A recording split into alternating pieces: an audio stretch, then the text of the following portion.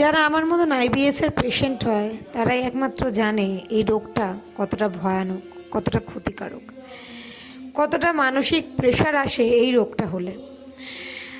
Hello guys, welcome back to our blog. মৌসুদীপ্তস ব্লগে তোমাদেরকে আবার একটা ওয়েলকাম জানাই।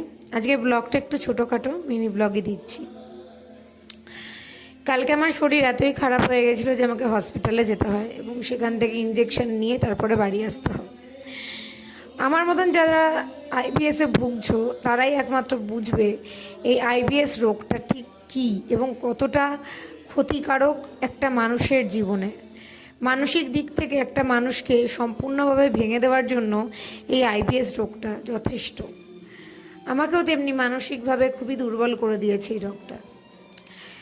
সকালবেলা ব্রাশ করে এখন চুলটা আঁচড়ে নিয়েছি, এবার চুলটাকে ফেলে দেবো। আজকে যেহেতু চন্দ্রগ্রহণ, তাই তাড়াতাড়ি সব কাজকর্ম করে পুজো টুজো দিয়ে নেব। আজকে ঠাকুরকে আবির দিয়ে সাথে সাথে আবির তুলেও নিতে হবে, কারণ ঠাকুরের গায়ে কোনো রকমের আবির রাখা যাবে না। চন্দ্রগ্রহণের মধ্যে সেরকম আবির রাখতে নেই যতটুকু আমি জানি। তো এখন আমি সকালবেলা একটু চা খেয়ে নেব, ওষুধ খেয়ে নেব। জানি না আমার রোগটা কি ঠিক হয়েছে, আইবিএস তো অবশ্যই, বাট ডাক্তাররা এখনও বুঝতে পারছে না যে আমার ঠিক আইবিএসের কোন ধাপটা হয়েছে। তাই আন্দাজেই এখনও অবধি ওষুধ খেয়ে যেতে হচ্ছে। জানি না কতদিন অবধি। তো এখানে আমি ওষুধ খেয়ে নিচ্ছি। আর তারপরে আজকে সেরকম রান্নার কিছু নেই, কারণ শরীরে জুত নেই। রান্না একটু সেদ্ধভাতি করব, কারণ গ্রহণের পরে রান্না সব ফেলে দিতেই লাগে, তো সেই কারণে সেদ্ধভাতি করব। তো দেখো এখানে চা নিয়ে চলে এসেছি। চাটা খেয়ে চলে গেছিলাম রান্নাঘরে গিয়ে এখানে আমি আলুগুলোকে ছুলে নিচ্ছি। 3 জনের জন্য 3টে আলু সেদ্ধ দেবো। আর ওই গামলায় দেখো চাল ভেজানো রয়েছে, ভাত করব। আর সেরকম কিছু করব না, আগেই বলেছি। আজকে অল্প একটু মিনি ব্লগ তোমাদের সঙ্গে শেয়ার করলাম। তোমাদের ভালো লাগলে প্লিজ তোমরা লাইক কমেন্ট শেয়ার করতে কিন্তু ভুলো না।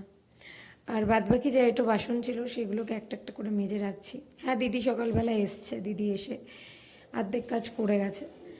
বাট বাদবাকি তারপরে যে এঁটো বাসনগুলো থাকে সেগুলো আমাকেই মাজতে হয়। আজকে রেখে দিতে পারবো না, ওই যে বললাম, কারণ চন্দ্রগ্রহণ, এঁটো বাসন রাখতে নেই নাকি। পরের দিন যে মাজে তাকে আবার স্নান করতে হয়।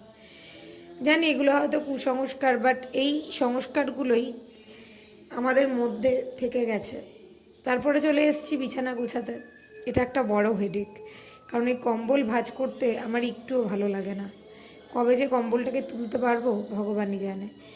আজকে যেহেতু হাতে সময় রয়েছে, আমরা আগে যে ঘরটাতে থাকতাম ওই ঘরের অবস্থাও খুব বেহাল, তো ওই ঘরটাকেও পরিষ্কার করে নেব। কারণ সময় না থাকলে না এগুলো করা যায় না। যেহেতু আজকে রান্নাবান্না নেই আর সময়ও রয়েছে, সেই জন্যই দুটো ঘরই পরিষ্কার করে নেব। আমি জানি না তোমরা কোথার থেকে আমার ভিডিও দেখো, কারণ অনেকেই কমেন্ট করো না। তোমরা যদি কমেন্ট না করো তাহলে কি করে বুঝবো বলো যে তোমাদের আমার ভিডিও ভালো লাগছে কি না। আমার এরকম পরিপাটি টান টান বিছানা খুব ভালো লাগে। এবার চলে এসেছি এই ঘরটাকে গোছাতে। এই ঘরটার খুব বেহাল দশা ছিল আর কি আর করবো, সেই জন্য তাড়াহুড়ো করে এই ঘরটাকেও গুছিয়ে নিচ্ছি।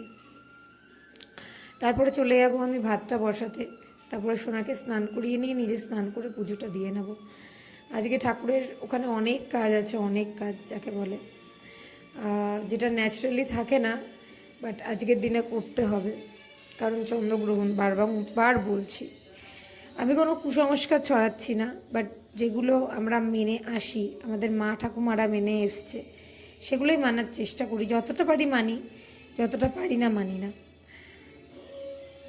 তো এবার এই ঘরটাকে গোছানো আমার প্রায় কমপ্লিট। এবার চলে যাবো ভাতটা বসাতে। দেখো ভাতও আমি বসিয়ে দিয়েছি। এবার আমি ছেলেকে স্নান করিয়ে স্নান করতে চলে যাব। ভিডিওটা ভালো লাগলে